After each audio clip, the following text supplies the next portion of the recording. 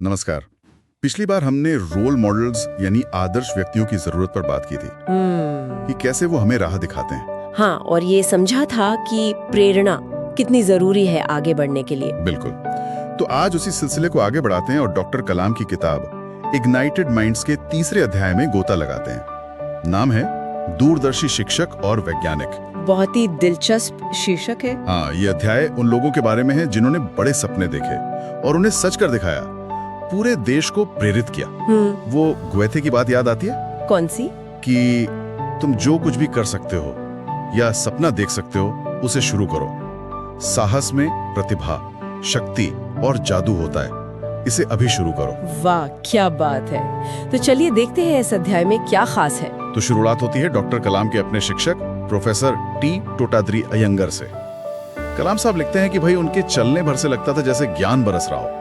छात्रों ने गुरु मानते थे और उनका वो लेक्चर प्राचीन भारतीय गणितज्ञों पर, आर्यभट्ट, ब्रह्मगुप्त, वो कलाम साहब के मन पर बस गया। ये बात वाकई बहुत मायने रखती है। एक अच्छा शिक्षक सिर्फ सिलेबस पूरा नहीं करता, वो छात्र के मन में एक चिंगारी जलाता है, जिज्ञासा की, कुछ बड़ा करने की। वो वाकई ज्ञान के प्रकाश स्तंभ जैसे होते हैं। सही कहा। और फिर उन प्राचीन गणितज्ञों की बात। अध्याय में आर्यभट्ट का जिक्र है, पाई का मान, खगोल विज्ञान, फिर ब्रह्मगुप्त, समीकरणों पर उनका काम, और भास्कराचार्य, शून्य की अवधारणा। हाँ, शून्य। ये तो भारत का दुनिया को सबसे बड़ा तोहफा है शायद। बिल्कुल। और आइंस्टीन ने भी तो माना था कि हमें भारतीयों का शुक्रगुजार होना चाहिए जिन्होंने हमें गिनना सिखाया। उसके बिना तो कोई बड़ी वैज्ञानिक खोज मुमकिन ही नहीं थी।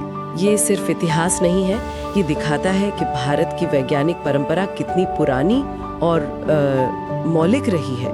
दुनिया भर के विज्ञान की नींव में हमारे विचार हैं। फिर कहानी आती है आधुनिक भारत पर। श्रीनिवास रामानुजन, सोचे कोई फॉर्मल ट्रेनिंग नहीं ज्यादा, और कैम्ब्रिज के प्रोफेसर हार्डी उन्हें 100 में 100 देते हैं। अविश्वसनीय प्रतिभा। फिर सर सीवी रमन, कम साधन लेकिन नोबेल पुरस्कार जीता, और उन्होंने भारतीयों से कहा कि ये हार मानने वाली मानसिकता छोड़ो, अपना हक पहचानो। ये हार मानने वाली मानसिकता वाली बात बहुत गहरी है। क्या ये सिर्फ सोच थी या उस वक्त वाकई मौके और साधन इतने कम थे? ये भी सोचना होगा। हाँ, ये भी है। फिर प्रोफेसर एस चंद्रशेखर का जिक्र है, जिन्होंने आजादी के आंदोलन को वैज्ञानिक सोच से जोड़ा। अच्छा। और फिर आते हैं हमारे वो दिग्गज जिन्होंने नए भारत की नींव रखी। डॉक्टर DS कोठारी, रक्षा विज्ञान में, डॉक्टर होमी भाभा, परमाणु ऊर्जा, और डॉक्टर विक्रम साराभाई, हमारा ISRO उन्हीं की देन है। इन सब महान लोगों में एक बात कॉमन दिखती है, विज्ञान को देश के विकास से जोड़ना, राष्ट्र निर्माण से। सही। लेकिन ये सिर्फ जज्बे की बात नहीं थी। इन्होंने बुनियादी विज्ञान की अहमियत को समझा और जो उस वक्त का पॉलिटिकल लीडरशिप था, उन्हें विज्ञान की ताकत का यकीन दिलाया। ये बहुत जरूरी था। हाँ, बिल्कुल। और लीडरशिप की बात चली है तो वो धुम्बा वाला किस्सा बड़ा मजेदार है। हाँ, सुनाइए ना। डॉक्टर साराभाई को रॉकेट लॉन्चिंग स्टेशन के लिए वो जगह चाहिए थी जो एक चर्च की जमीन थी। मामला फंसा हुआ था। राइट। तो बिशप परेरा ने लोगों को समझाया, कहा कि देखो, विज्ञान हो या आध्यात्म, दोनों का लक्ष्य एक ही है, इंसान की भलाई। और लोग मान गए, खुशी खुशी जमीन दे दी। कमाल है ना? वाकई कमाल है।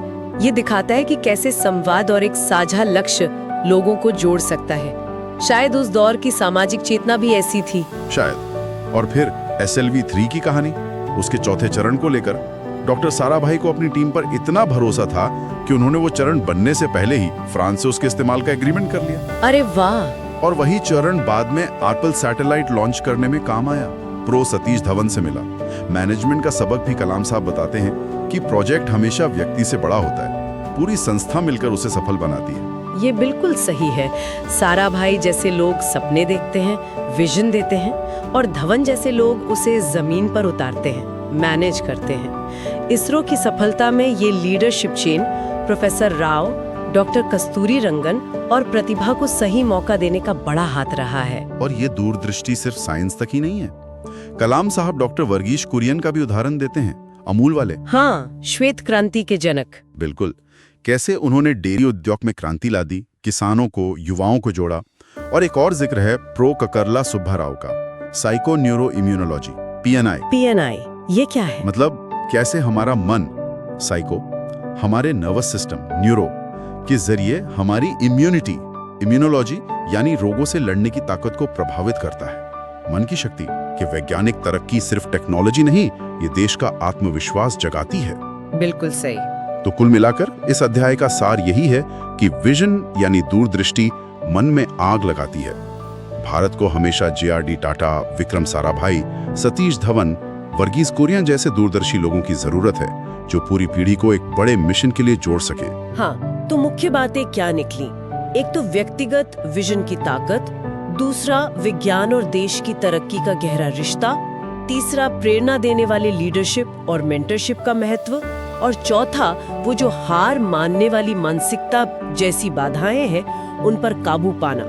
और एक बात सोचने पर मजबूर करती है, प्रोफ हार्डी ने रामानुजन को 100 में से 100 दिए, सर CV रमन ने भारतीय टैलेंट की बात की, तो सवाल उठता है कि आज के भारत में अगला रामानुजन या रमन कहां से उभरेगा?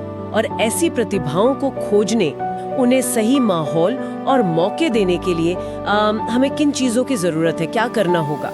बहुत अहम सवाल, सोचने वाली बात है। तो ये थी हमारी आज की चर्चा इग्नाइटेड माइंड्स के तीसरे अध्याय, दूरदर्शी शिक्षक और वैज्ञानिक पर। उम्मीद है इस बातचीत ने आपके मन में भी कुछ नई चिंगारियां जलाई होंगी। उम्मीद तो यही है। अगली कड़ी में हम चौथे अध्याय पर बात करेंगे, संतों और दृष्टाओं से सीखना। तो जुड़ना ना भूलें। धन्यवाद। धन्यवाद।